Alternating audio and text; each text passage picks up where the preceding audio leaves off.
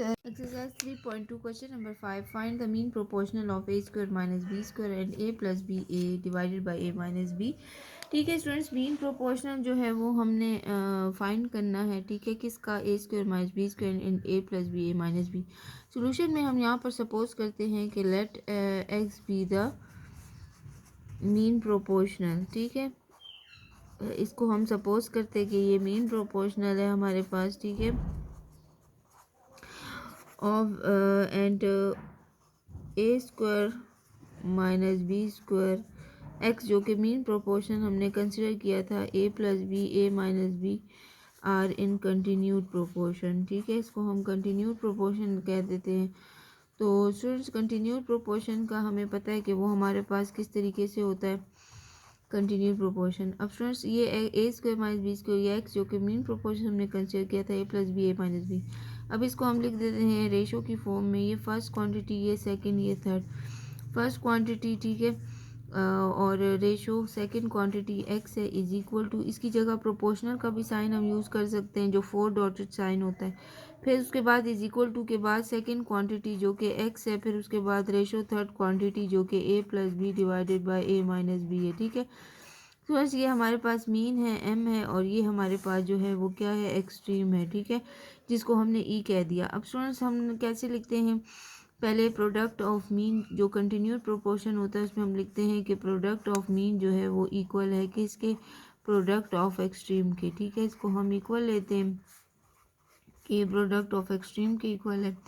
Student, product of mean हमारे पास equal के साथ जो टर्म होती है वो प्रोडक्ट ऑफ मीन होता है। तो ये एक्स स्क्वायर जो है एक्स एक्स के साथ मल्टीप्लाई होगा x square. Product of extreme क्या है? A square minus B square है हमारे पास, और into a plus B divided by A minus B है। ठीक है स्टूडेंट्स, ये हमारे पास है। अब x square is equal to a square minus B square को हम कैसे लिख सकते हैं? A plus B A minus b. हमारे पास फार्मूला है कि a square minus B square equal होता है, एक दफ़ा प्लस में लिख लेते हैं और एक दफ़ा माइनस में, और ये ए प्लस बी ए माइनस बी इसी तरह लिखेंगे। स्टूडेंट्स, ये ए माइनस बी इससे कैंसिल हो जाएगा। ठीक है, हमारे पास एक्स स्क्वायर जो है वो क्या आ जाएगा? ए प्लस बी और ए प्लस बी लिख लेंगे। ठीक है, तो स्टूडेंट्स, एक्स स्क्वायर जो है वो इक्वल है ए प्लस बी, 2 टाइम है तो उसको हम ए प्लस बी होल स्क्वायर लिख लेते हैं। अब हमें एक्स चाहिए तो हम इसका स्क्वायर रूट ले लेते हैं बोथ साइड पे।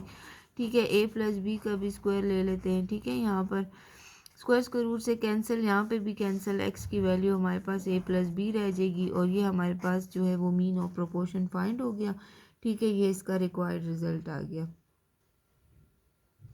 स्टूडेंट्स, हमारे पास जो क्वेश्चन नंबर 6 है, A by B is equal to C by D then prove that, ये हमने प्रूव करना है, ये हमारे पास प्रूव है।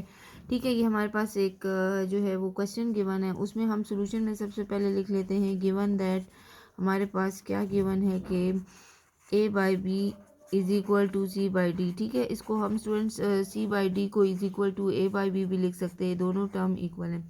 स्टूडेंट्स, अकॉर्डिंग टू दी, अब इसको हमने प्रूफ करना है तो इसके लिए हम सबसे पहला स्टेप क्या करेंगे? जो राइट हैंड साइड पे हमारे पास ए बाई बी है इसको हम बोथ साइड पे मल्टीप्लाई करेंगे। ठीक है, तो ये फर्स्ट स्टेप है हमारे पास कि हम मल्टीप्लाइंग ए बाई बी कर देंगे बोथ साइड पे। ठीक है, क्योंकि हमने इसको प्रूफ करना है, प्रूफ करने के लिए हम ए बाई बी को मल्टीप्लाई कर देते हैं बोथ साइड्स पे। ठीक है, तो स्टूडेंट्स, यहाँ पे सी बाई डी के साथ भी ए बाई बी को मल्टीप्लाई कर देंगे। ठीक है, ये भी ए बाई बी के साथ मल्टीप्लाई हो जाएगा, और ए बाई बी भी ए बाई बी के साथ मल्टीप्लाई हो जाएगा।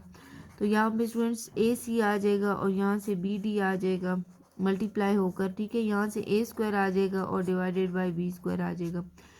स्टूडेंट, अब हमने क्या करना है, इसके साथ हमने जो है वो कंपेंटेंडो और डाइविडेंडो जो है वो प्रॉपर्टी को यूज़ करना है। ठीक है, जो कि हमने इसकी प्रॉपर्टीज़ में पढ़ा होगा। ठीक है, बाय यूजिंग कॉम्पेंडेंडो, और ये हमने प्रॉपर्टी यूज़ करनी है डिवाइडेंडो। ठीक है, डिवाइडेंडो प्रॉपर्टी इसके जो है वो हमने यूज़ करना है। ठीक है, अब स्टूडेंट, जो फर्स्ट लेफ्ट साइड पे ए सी है इसके डिनोमिनेटर हमारे पास क्या है? बी डी है।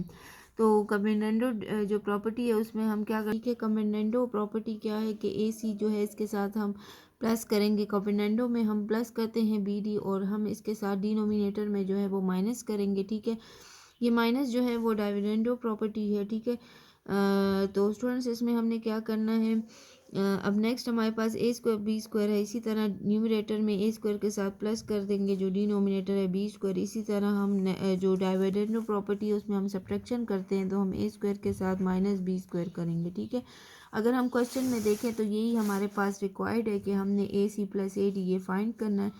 तो हमने कमेंडेंडो और डिविडेंडो प्रॉपर्टी के साथ जो है वो हमने इसको प्रूव कर दिया। ठीक है, ये हमारे पास इसका रिक्वायर्ड रिजल्ट आ गया।